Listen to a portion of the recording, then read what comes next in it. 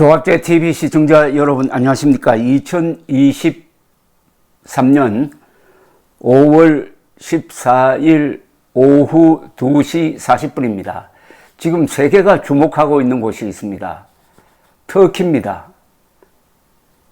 우리나라 외무부는 튀르키예라고 그 발음을 바꿨는데 세계에서 지금 튀르키예라고 부르는 나라는 한국과 아제르바이잔 정도입니다.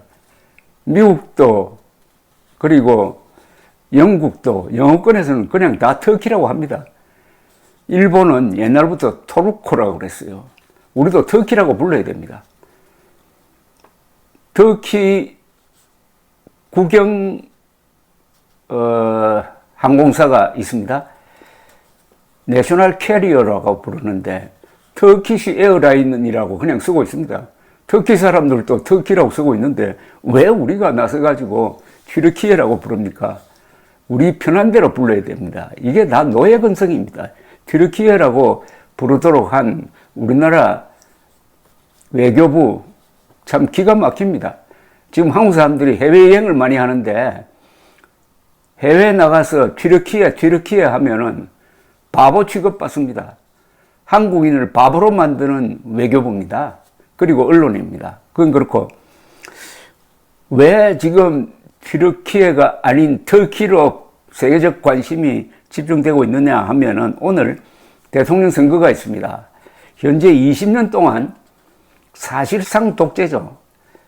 선거를 하긴 합니다만은 그 부패한 정도라든지 여러 가지 인권 탄압을 보면은 이거 민주주의 국가라고 할 수 없습니다. 연성 독재라고 그럴까요? 잘 봐준다면은 이 레제프 에르도안 현직 대통령이 낙선할 가능성이 높아지고 있습니다. 20년 동안 집권했다가 이 사람이 낙선하면은 중동을 넘어서 우크라이나 전쟁이라든지 세계 전체에 큰 영향을 끼치게 되어 있습니다. 지금 야당 단일 후보가 된 케말 킬릭 다르글루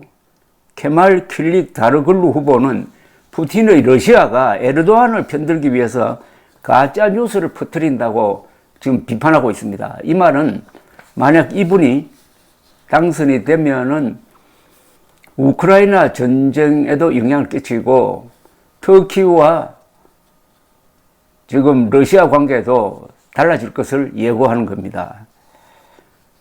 아타투르크의 건국 이념이 있습니다. 아타투르크는 케말 파샤라고 그럽니다. 1차 세계대전 끝나고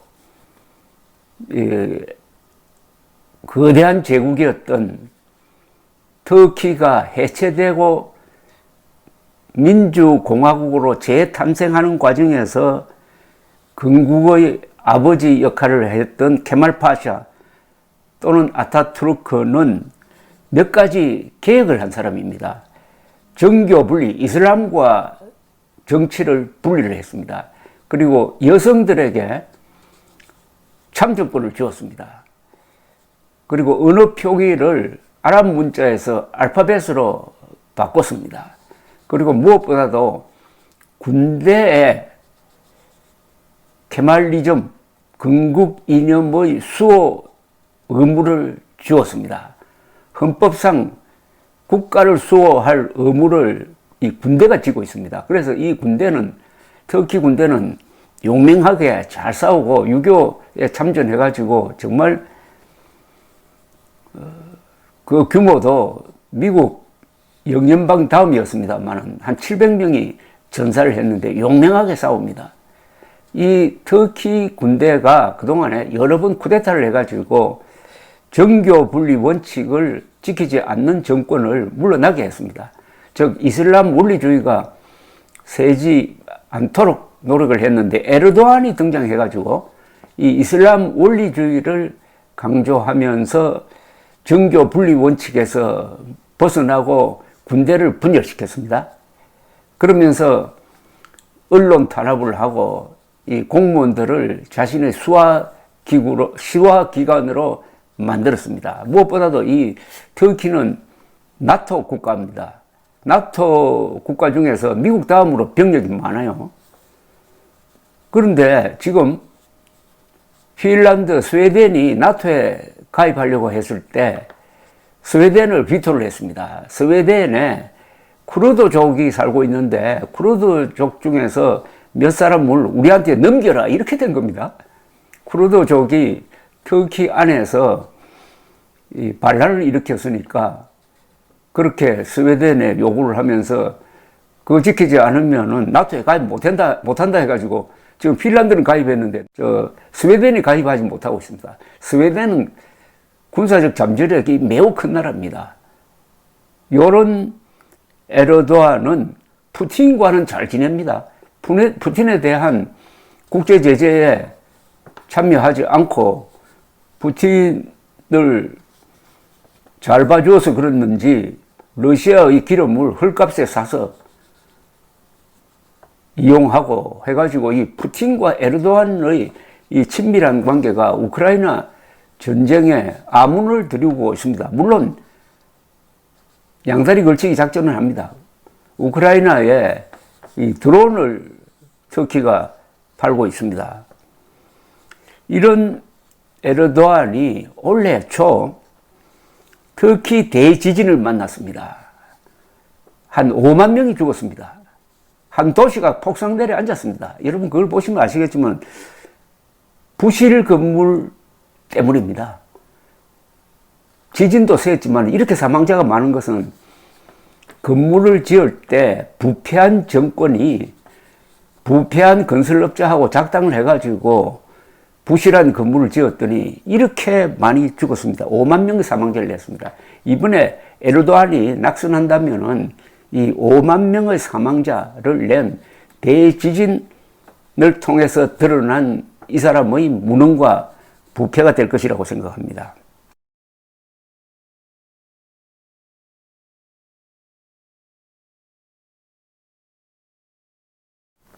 자, 그러면은 근소한 차이로 이겼을 때 어떻게 하느냐는 거죠.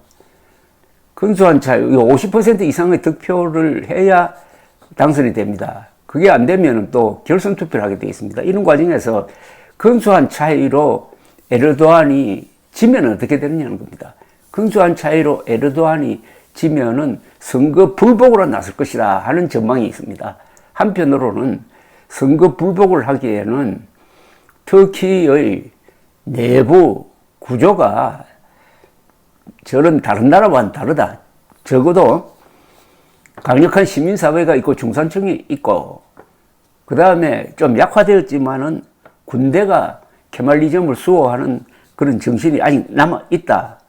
함부로 선거 불복하지 못할 것이다 하는 전망도 있습니다. 차이가 크게 나면은 선거 불복하지 못하겠죠. 그런데 터키가 이제 에르도안을 밀어내고 이분 케말 킬릭 다르글루 후보를 대통령으로 뽑으면은 그 뒤에 일어날 파장은 범세계적인 것이 될 것입니다. 우선 러시아의 푸틴이 약화될 것입니다. 그리고 나토가 강화될 것입니다. 우크라이나가 상당히 유리해질 것입니다. 또 하나 있습니다. 이스라엘과의 관계입니다. 원래 터키와 이스라엘은 관계가 좋았습니다. 왜냐하면 역사적인 이유가 있습니다. 유대인들이 오스만 터키의 도움을 많이 받았습니다. 1492년 스페인에서 이슬람의 마지막 거점인 그라나다가 함락되면서 스페인 전체가 기독교화되고 이슬람 세력이 쫓겨났습니다. 그때 기독교화된 이 스페인에서 유대인 탄압이 일어났습니다. 유대인들에게 가톨릭으로 개종을 하든지 아니면 떠나라 이렇게 돼가지고 많은 유대인들이 흩어졌는데 특히 오스만 터키로 많이 옮겨갔습니다. 오스만 터키가 유대인들을 보호를 했습니다. 그것도 연관이 있고 해가지고 이스라엘과 터키는 상당히 관계가 좋았습니다. 그러나 에르도안이 등장한 다음에 이 관계가 다시 나빠졌는데 에르도안이 물러나오면은 이스라엘과의 터키와 이스라엘 사이가 좋아지고 그러면 중동에서 이슬람 원리주의를 억제하는 그런 역할도 할 수 있다고 생각합니다. 이 터키에 주목하는 이유는 터키가 큰 나라입니다. 면적이 78만 3,356평방킬로미터니까 한반도의 약 4배입니다. 인구는 8,360만 명입니다. 1인당 GDP는 구매력 기준으로 3만 2천 달러가 됩니다. 이런 나라가 에르도안과 같은 부패한 독재 체제를 계속 안고 갈 수는 없을 것이라고 생각을 합니다. 무엇보다도 오스만 터키는 아시아, 아프리카, 유럽에 걸쳐서 3대국에 걸쳐서 3대륙입니다. 3대륙에 걸쳐서 대제국을 건설했습니다. 그 제국이 600년을 갔습니다. 1차 세계대전 때까지. 그러면서 한때는 유럽을 위협했습니다. 지금의 발칸반도 그리고 헝가리까지 진출해가지고 식민지로 만들고 그리고 2차례나 유럽 문명의 핵심인 비엔나를 포위한 적도 있습니다. 물론 성공하지는 못했지만 이 정도로 강력한 나라였고 아시다시피 이 터키 사람들은 인종적으로는 우리가 돌고리라고 부르는 이 몽골 투르크 계통의 유목 기마 민족과 연관되어 있습니다. 물론 혼혈이 많아가지고 지금 얼굴을 보면은 우리하고 비슷한 사람들도 있고 완전히 서양 사람도 있습니다만 이런 연고 관계로 한국 사람들은 특히 터키의 우호적인 생각을 가지고 있고 터키 사람들도 한국 사람을 좋아합니다. 그래서 이번 선거를 통해서 터키가 우리처럼 아주 다이나믹한 민주주의 국가로 다시 회복되기를 바랍니다. 감사합니다.